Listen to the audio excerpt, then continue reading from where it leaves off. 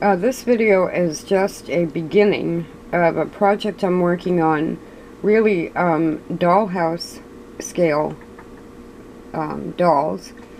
I have a lot of Heidiot expensive dolls. I have town square dolls. I have a lot of 1/12 scale dolls. This is a 6-inch Star Trek Borg figure. And what a lot of people do that are into Star Trek, they remake different figures into custom figures. And I restore Barbies, I fiddle with dolls. So this one bothers me. But I have a personal reason why it bothers me. The Borg bother everybody. But I think I've figured out that the reason the Borg bother everybody from the Star Trek shows and movies, it really reflects surgery.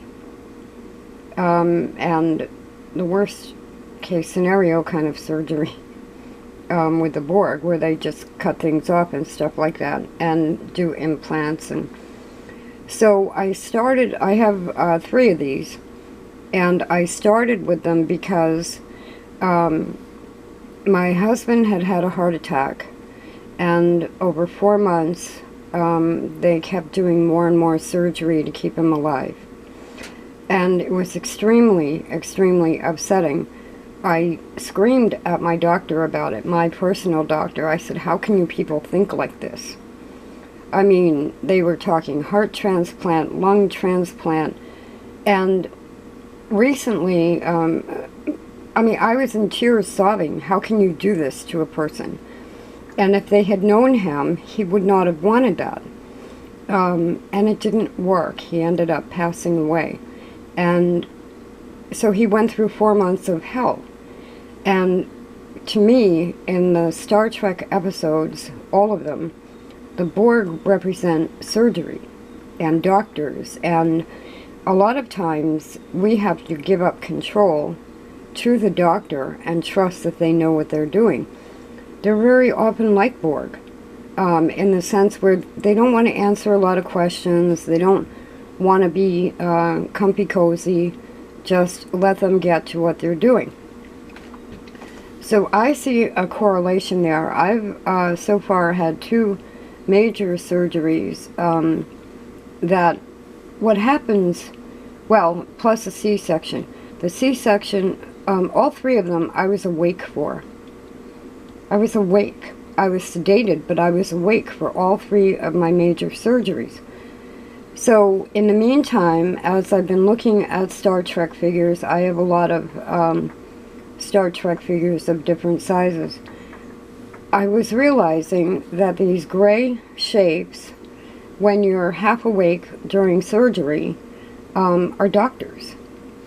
So where a lot of people take Borg figures or Star Trek figures and switch them around to make them more powerful or more lethal, or I'm going to do it the opposite way.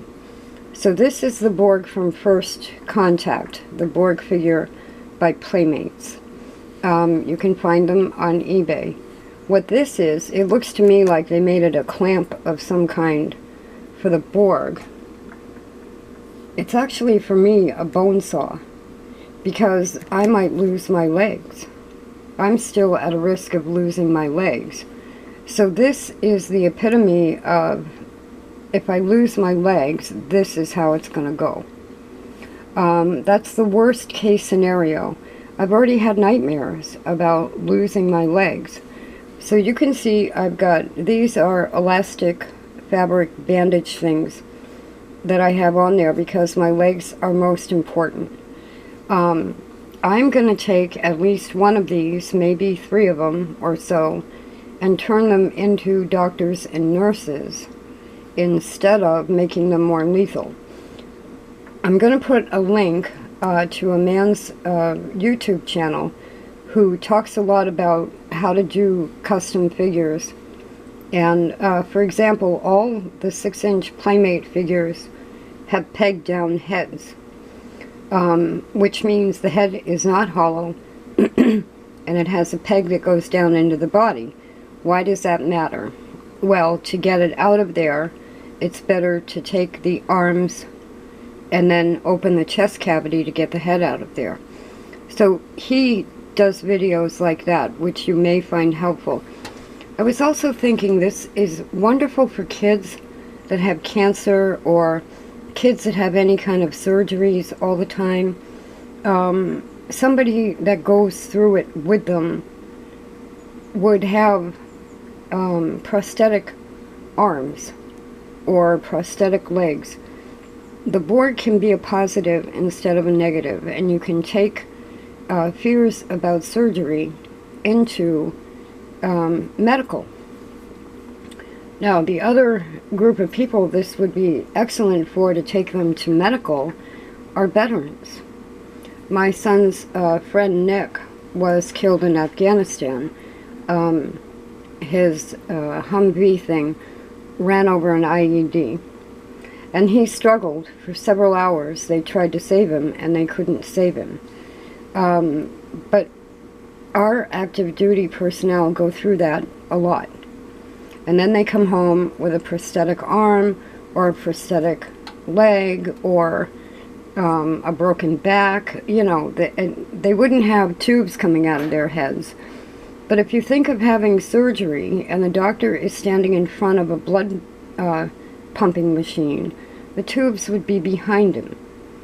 So this, if you close your eyes just a little bit and squint, this could easily be a doctor during surgery with a special monocle on to see better. This, I don't know what that would be, maybe a face mask or a hair bun or something. So you can see the similarity. If a veteran who has lost their leg but come back alive doesn't want to see the doctor like this with the trauma all the time and how the person felt as a patient, he or she could turn one of these into a doctor and honor the medical personnel that saved them. So there, you can take the negative of surgery, of Borg, of fear, and turn it into a positive. So I want to make, I have a very simple wooden room box that I painted the interior white with one window that can end up being a hospital room, because that's where you recover, is in a hospital room. I can make little hospital blankets. Right now, I have the Borg figures in a Borg cube lunchbox. That was the most expensive thing. These you can find for about $15 a piece. The Borg cube lunchbox was about $29. But it works perfectly for keeping the Borg figures in there and working on this a little at a time until they can move into the hospital room. So one of the things I'm going to do, I can buy other figures, get a normal arm, so then we have a doctor with two arms. The actual gray can stay. I can cut off the tubes. I can leave the monocle, but I would probably use like an X-Acto type carving knife to get this stuff off.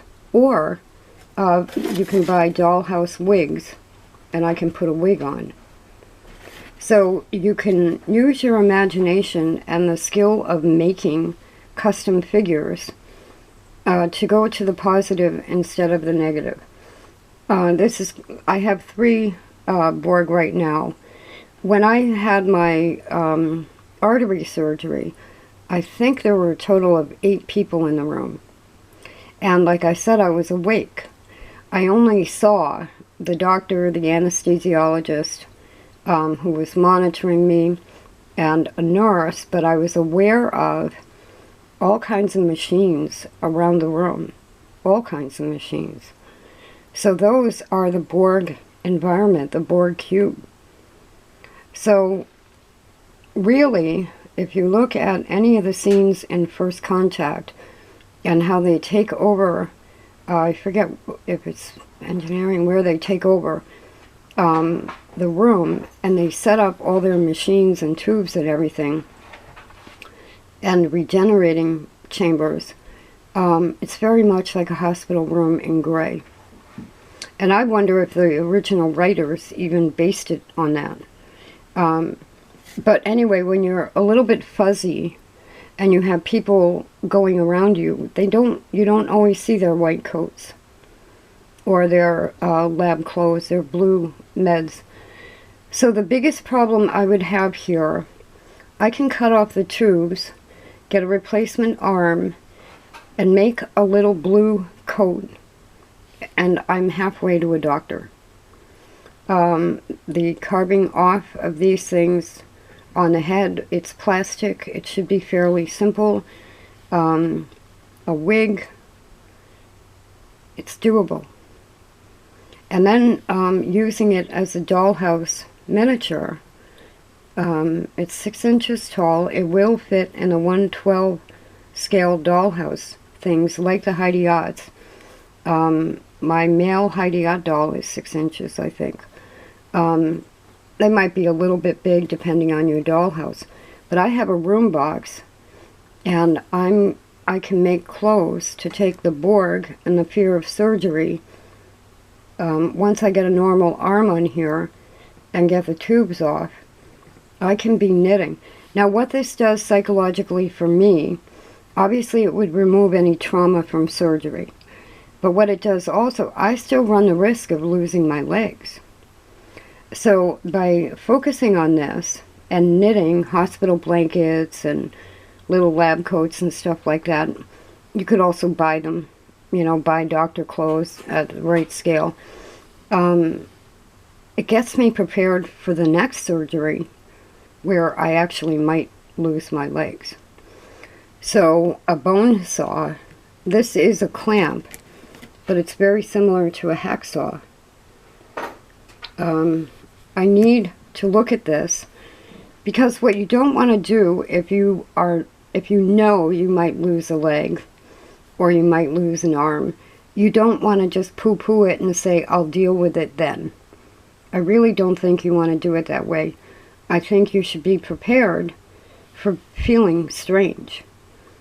So a lot of people that do Star Trek things might think this is odd. There are an awful lot of Americans living with PAD who run the risk of losing their legs. It's a suggestion, it's an idea, it's taking the fear of surgery, using a Star Trek scenario, and turning it into a wonderful doctor. The doctor who did the surgery to save my legs, unbelievably saved my life, probably. My right leg had no blood flow at all. And he didn't find that out till he started the surgery. So doctors are good people, and they're not Borg. And I just want to turn it around in my life from a fear to a trust.